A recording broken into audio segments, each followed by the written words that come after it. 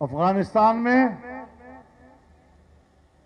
آج امارت اسلامیہ کی طرف سے وسیع البنیاد حکومت کی پیشکش بھی ہوئی، عام معافی کا اعلان بھی ہوا۔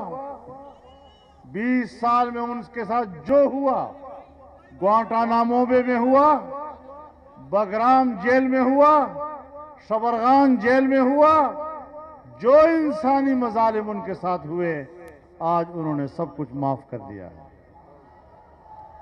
اور سب کو کہا ہے آؤ حکومت میں شریک ہوں۔ میں افغانستان کی تمام سیاسی قوتوں سے کہنا چاہتا ہوں کہ جس فراخ دلی کا مظاہرہ افغانستان کی ایک فاتح امارت اسلامیہ نے کیا ہے، آپ کو بھی اسی فراخ دلی کے ساتھ ان کی اس دعوت کو قبول کر لینا چاہیے۔ جو غیر مشروط پیشکش انہوں نے کی ہے، آپ بھی ان کی پیشکش کو غیر مشروط طور پہ قبول کریں۔ میں امریکہ اور مغربی دنیا سے بھی کہنا چاہتا ہوں، معاہدہ تم نے کیا ہے، معاہدے کی پاسداری کرو اور افغانستان میں ایک وسیع البنیاد حکومت کے قیام کے لیے اب نئی شرطیں نہ لگایا کرو۔ مان لو، دل سے مان لو کہ تم شکست کھا چکے ہو۔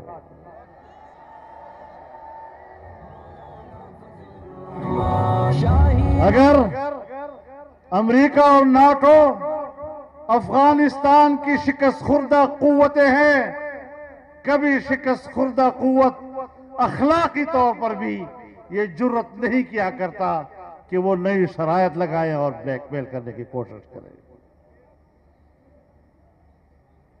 اور ہم چاہتے ہیں کہ خطے میں امن ہو، ہم چاہتے ہیں کہ پڑوسی ممالک کے ساتھ پاکستان کے مستحکم اور اچھے تعلقات ہوں۔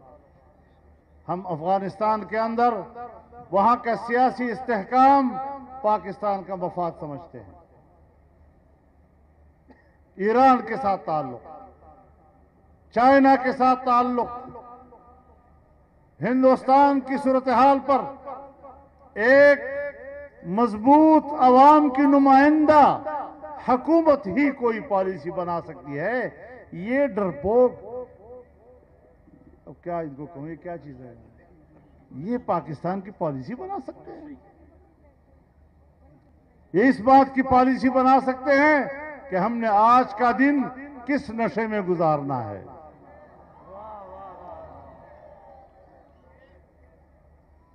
یہ صرف یہی پالیسی بنا سکتے ہیں کہ آج ہم نے کون سی عیاشی کرنی ہے۔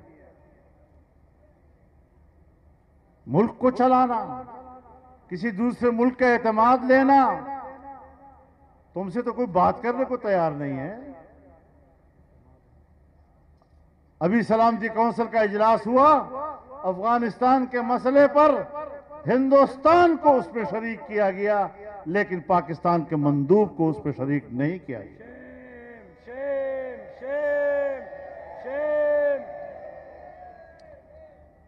تم نے انسانی حقوق، اقوام متحدہ کے انسانی حقوق کمیشن میں ایک قرارداد پیش کی،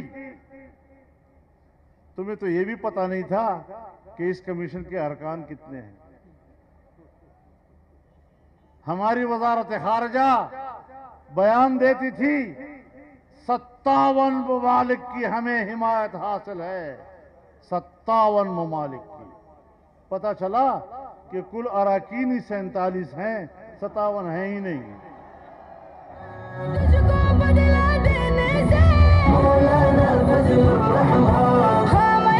اور پھر قرارداد پیش کرنے کے لیے دنیا کے 16 ممالک کی حمایت ضروری تھی۔